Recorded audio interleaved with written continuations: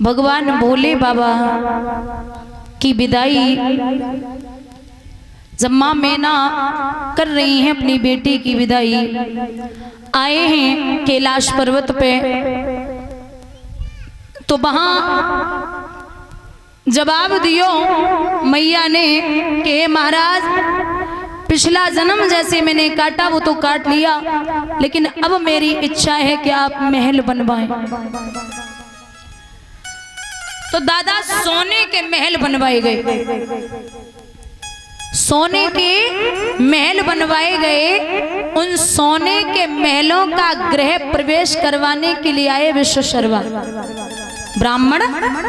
विश्वशर्मा जो रावण के पिताजी हैं, वो गृह प्रवेश करवाने के लिए आए। तो वहां अच्छे से गृह प्रवेश हुआ, लेकिन रावण ने जब उन सोने के महलों को देखा तो जवाब दिया कि ये सोने के महल हमें बड़े अच्छे लगे, ये आप दक्षिणा में मांग लो। तो वो सोने के महल दक्षिणा में मांगे हैं। तो वो सोने के महल जब दिए हैं बाबा ने रावण को, उन्हीं महलों का नाम पड़ा है लंका। बोलिए गोविंद भगवान की।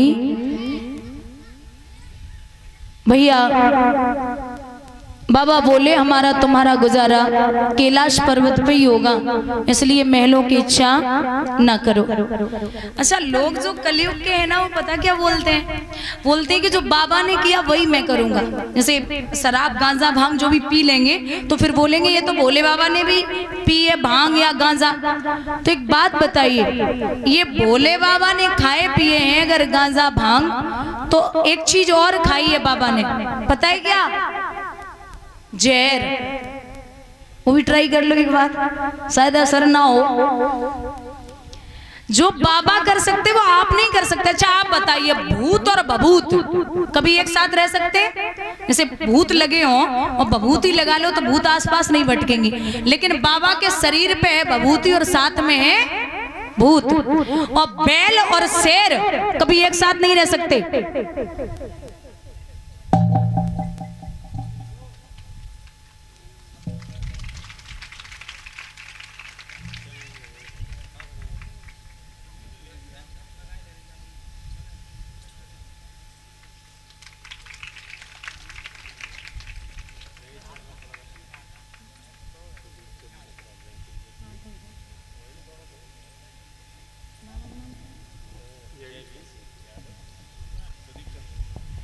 और ये श्री सुदीप चंद्र मिश्रा जी मैनपुरी से आए हुए, और श्री जयवीर दादाजी मैनपुरी से जो माल्यार्पण कर रहे हैं, वहां से यहाँ तक आकर के सम्मानित किया।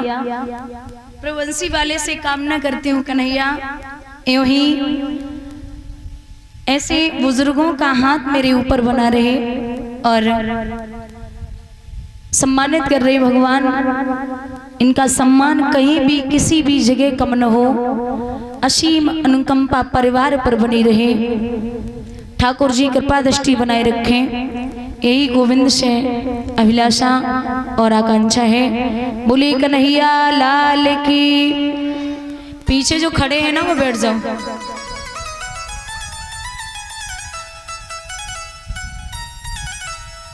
पहरेदारी पे होगा?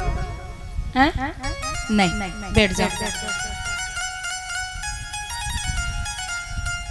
हमें बॉडीगार्ड की जरूरत है ही ना, हम पैदा ही अकेले भाई। और क्या? बैठ जाओ लला। अच्छा भैया कहते हैं यहाँ जब हाँ तो कहते हैं कि बाबा जो काम करते हैं, जैसे बैल और शेर कभी एक साथ नहीं रह सकते, और बाबा की सवारी है बैल और मैया की सवारी है शेर एक साथ रहते हैं, और सर्प और मोर कभी एक साथ नहीं रह सकते। कार्तिकेय की सवारी है मोर और बाबा के गले में है सर्प। चूहा और सर्प कभी एक साथ नहीं रह सकते। और छोटा बेटा गणेश जी की सवारी है चूहा और गले में है बाबा के सर्प। अब आग और पानी कभी एक साथ नहीं रह सकते, लेकिन तीसरा नेत्र बाबा का खुल जाए तो आग है और जटाओं में गंगा है, एक साथ रहते हैं। तो वो जो कर सकते हैं ना वो हम और आप नहीं कर सकते। लोग बोलते हैं कि अगर डकैती डाल लो ना तो चोरी कर लो तो कौन सा बड़ो काम है, भगवान कन्हैया ने चोरी करी। अरे उन्होंने माखन चुराया था, उनके पीछे तो पूरी दुनिया है, ब्रजमंडल है, सब पीछे पड़े। लेकिन अगर तुमने चोरी और डकैती डाली ना तुम्हारे पीछे पुलिस ही पड़ेगी, याद रखियो। ऐसा काम करो ना जो अच्छा लगे, ऐसा थोड़ी होता है। और लोग कहते हैं कि अरे जिसके 2 शादियां हो गई 3 होगी, भगवान ने तो 16,108 करी, उनने संभाली नहीं है, तुम पे एक अच्छे से ना संभाली जाते। हाँ नाक में दम है तुम्हारी,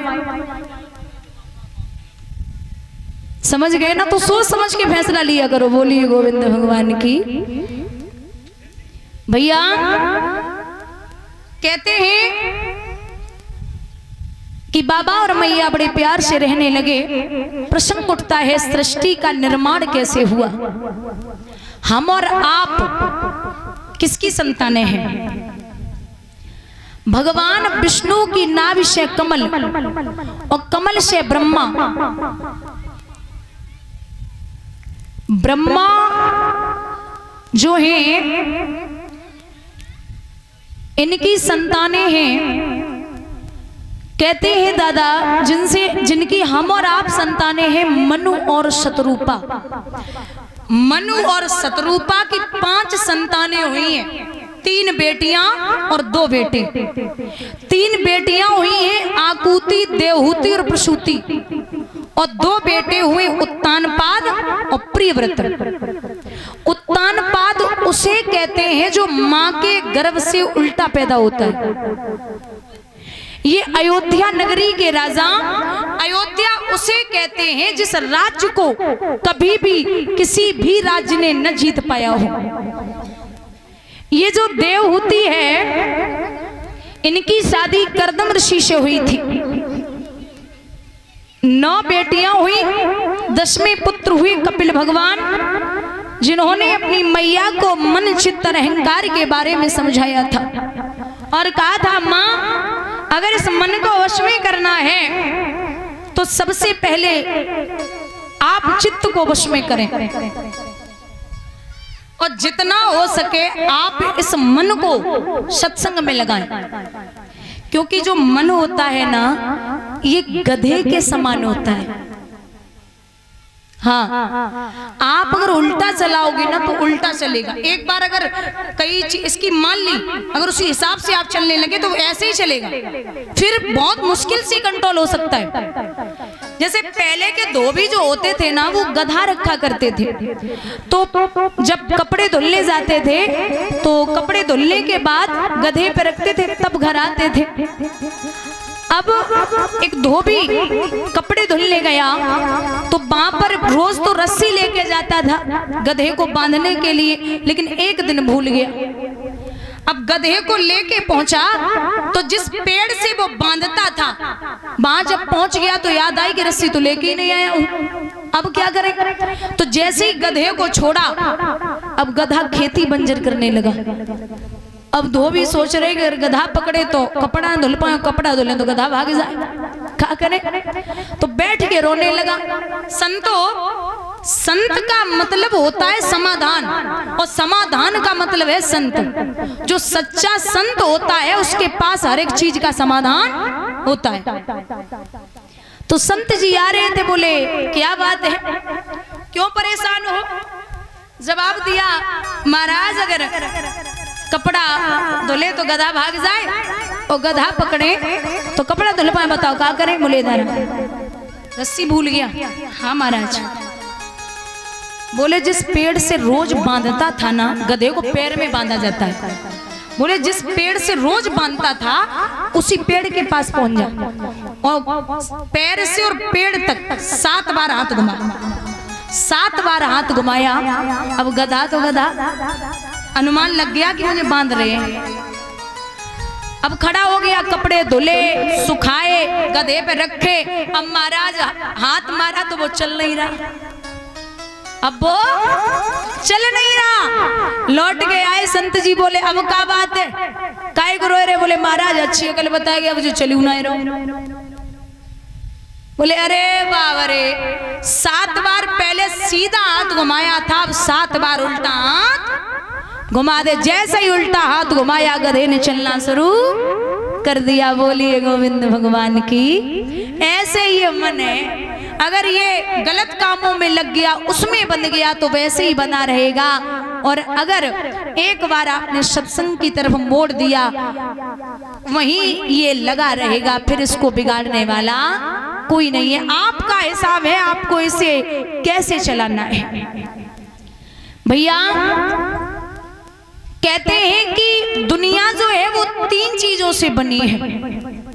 संतों का ये मत है, सतोगुण, रजोगुण और तमोगुण। और विज्ञान कहता है कि दुनिया 3 चीजों से बनी है, इलेक्ट्रॉन, प्रोटॉन और न्यूट्रॉन। और जो ज्यादा पढ़े लिखे हैं वो कहते हैं कि दुनिया गॉड ने बनाई है। अब गॉड की फुल फॉर्म होती है जी माने जनरेटर, ओ माने ऑपरेटर और डी माने डिस्ट्रॉयर। जनरेटर का मतलब है बनाने वाला, ऑपरेटर का मतलब होता है पालन करने वाला और डिस्ट्रॉयर का मतलब है मारने वाला।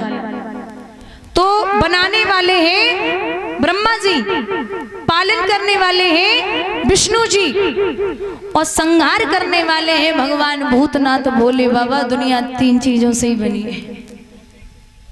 ये देवी देवताओं के हाथ में है। भैया जो राजा उत्तानपाद है,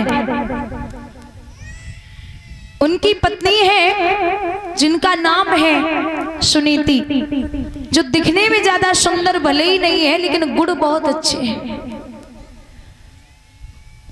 उत्तानपाद की प्रथम प्रिया सतियों में लेखी जाती थी और वो परम विनीता नीतिवती रानी सुनीति कहलाती थी। बड़ी अच्छी है भैया, बड़ी पतिव्रता है। लिखा है दादा,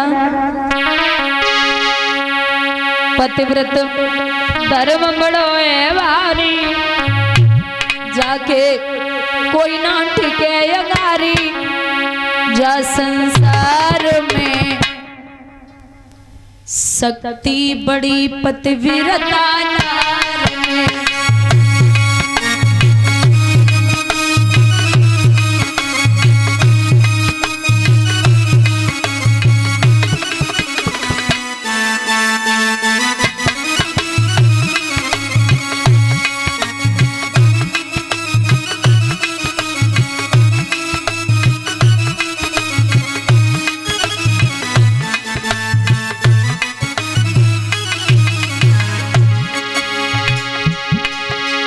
जल को लोटा लेके उर्मिला 14 वर्ष बिताए,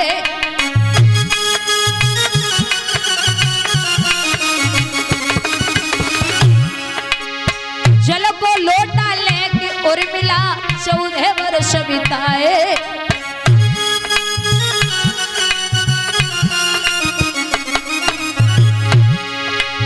खड़ी रही दरवाजे पे पर लौट लखन नहीं आए।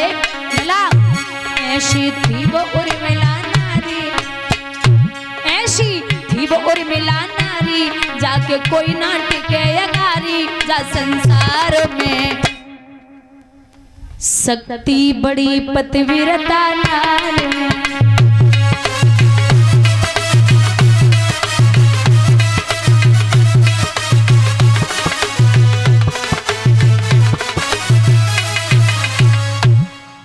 बड़ी सुंदर है सुनीति, बहुत पतिव्रता, पति की हर बात मानती। अच्छा एक बात बताओ, पति के पैर रोज डेली सुबह उठ के कौन कौन छूती है? हाथ उठाना।